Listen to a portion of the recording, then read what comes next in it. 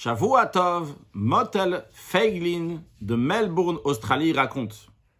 Il est d'une famille chassidique depuis 150 ans, mais il n'a pas eu le mérite de voir le rabbi jusqu'à 19 ans, vu qu'il habitait à Melbourne et le rabbi était à New York.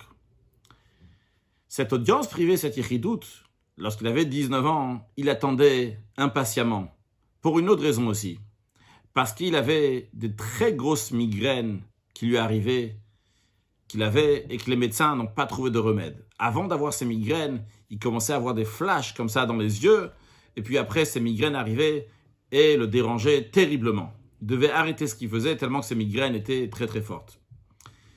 Lorsqu'il est parti chez le rabbi, il attendait que le rabbi va lui donner une bénédiction, et le diriger, l'aiguiller vers des bons médecins, ou bien que une bénédiction pour qu'on trouve un bon médecin qui va le guérir. Il a demandé au rabbi conseil. À son grand étonnement, le rabbi lui a dit carrément quel médicament prendre. Le rabbi lui a dit de prendre de Anzin. Je regardais sur Wikipédia, etc., à quoi ça correspond du Anzin, si je ne me trompe pas. C'est donc, ça correspond à caféine et aspirine, quelque chose comme ça.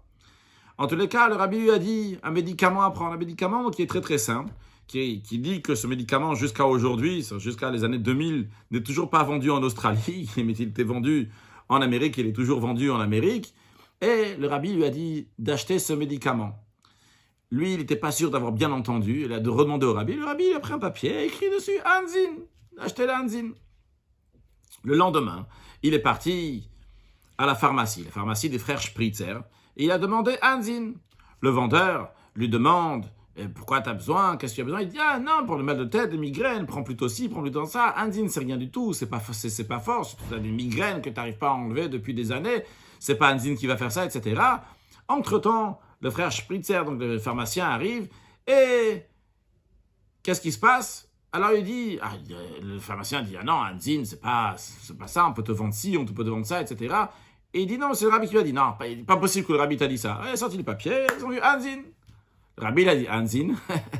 Pharmacien qui était aussi un chassid. Il a dit, Anzin, on va vendre le Anzin, il n'y a pas de quoi discuter. Il lui a donné toutes sortes de Anzin qu'il avait besoin, de tel niveau, d'autres niveaux, etc. Et Motel Feiglin raconte que miraculeusement, chacun il veut prendre comme il veut, certains vont dire miraculeusement, certains vont dire que le rabbi savait quel médicament, mais je dirais miraculeusement, les migraines passaient lorsqu'il prenait ce Anzin. J'ai oublié de dire que le rabbi lui a dit que lorsque tu vois que les migraines vont arriver, à ce moment-là, prends du Anzin. Et c'est ce qu'il a fait. Et il embêtait toujours avec lui, même à la choule avant Shabbat, etc., au cas où ces migraines vont arriver. Et il avait le Anzin, et comme ça, Baruch Hashem, ça passait de manière extraordinaire.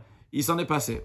Bon, il y a d'autres personnes à qui lui-même, Motel Feiglin, il a proposé d'autres personnes qui avaient des migraines de prendre ces médicaments-là, mais ça n'a pas marché pour eux. Mais pour lui, ça a marché.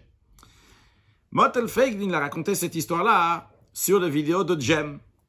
Il y a un juif qui a entendu ça et qu'il avait aussi des migraines. C'est le Reb Zalman de Manchester. Et un jour, il est venu chercher Motel Feiglin. Et Motel Feiglin lui a dit qu'il est juste pour 5 jours en Israël. Il a dit, je veux venir te voir tout de suite. Il est venu en Israël. Il lui a raconté, il dit, je voulais te remercier que tu as partagé ton histoire. Parce que lorsque j'ai entendu la vidéo, j'ai dit, cette histoire que tu racontes, c'est pour moi. J'ai des grosses migraines et je dois fermer mon magasin. Je suis un homme d'affaires. C'est très très dur. Je dois fermer toutes mes affaires. Je n'en peux plus quand j'ai des migraines. Et quand j'ai entendu ça, j'ai dit, c'est la réponse du rabbi pour moi aussi. Et il a acheté du Anzin et ça a marché. Motel Feiglin raconte que sa secrétaire, qui avait des migraines, qui a entendu son histoire, elle a entendu que le rabbi a dit de prendre Anzin, elle a pris du Anzin, elle aussi, c'est passé. Alors, comme je traduis l'histoire, chacun peut la traduire comme il veut, mais c'est que le rabbi, il fait des miracles, c'est sûr, ça, il n'y a pas de doute sur ce point-là. Mais le rabbi fait des choses de manière tout à fait naturelle. Il n'a pas dit, on va enlever ça. Il dit, tu vas prendre l'Anzin, même si l'Anzin, entre ces migraines, l'Anzin, il y a des années-lumière.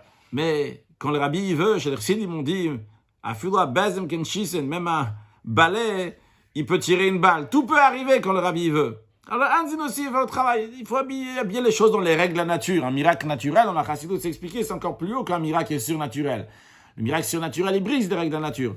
Un miracle qui passe dans les règles de la nature. Hein? Il y a un médicament, un petit quelque chose. C'est encore un plus grand miracle. On a l'impression que c'est ça qu'il fait. Mais quand même, quand Motel Feiglin a donné ça à toutes sortes de personnes, il a proposé, Ça n'a pas marché pour eux. Ils ont pris ça en tant que médicament. Mais que ce soit ce Reb Zalman de Manchester, que ce soit ce secrétaire qui était une chassida, eux, ils ont pris ça pas parce que c'est un médicament, parce que c'est le Reb qui a dit, et en tant qu'ils veulent se tourner vers le Rabbi. Et aujourd'hui, on ne peut pas voir physiquement le Rabbi. Et pour eux, ils ont pris ça avec une évidence, une réponse du Rabbi pour eux-mêmes. Eh bien, à ce moment-là, les choses sont différentes. Alors, à nous de savoir, tout d'abord, que lorsque le Rabbi nous dit de faire des choses, même si ça a l'air des choses simples, ordinaires ou pas logiques, il faut les faire, ça c'est un. Deuxièmement, de savoir que lorsque quelqu'un y vit avec le Rabbi, même de nos jours, après le Gimel Tammuz 1994, qu'on ne voit pas le Rabbi physiquement, mais il vit avec le Rabbi. Et il ne renvoie pas le Rabbi dans des mondes célestes, dire que ça, il a quitté le monde et que le Rabbi n'est pas en train de donner ses bénédictions. Le Rabbi continue à donner ses bénédictions. Le Rabbi continue, et encore plus qu'avant, Beyeter set ou Beyeter oz, à bénir tout le peuple juif, donc chacun il a besoin. Et nous, on est me couche au Rabbi. De notre côté, on s'attache au Rabbi. Eh bien, à ce moment-là, nous avons toutes les bénédictions matérielles et spirituelles qu'Akadosh Baruch Hu bénisse chacune de nous, avec des enfants, la vie, la santé, la parnassa, la joie, le bonheur, le shalom bayit, et l'essentiel de tout, qu'on va bien se préparer à nous-mêmes, préparer notre famille, préparer notre ville, les Kabel Pneumeshiach Tzidkenu pour recevoir Mashiach très prochainement. Shavua Tov.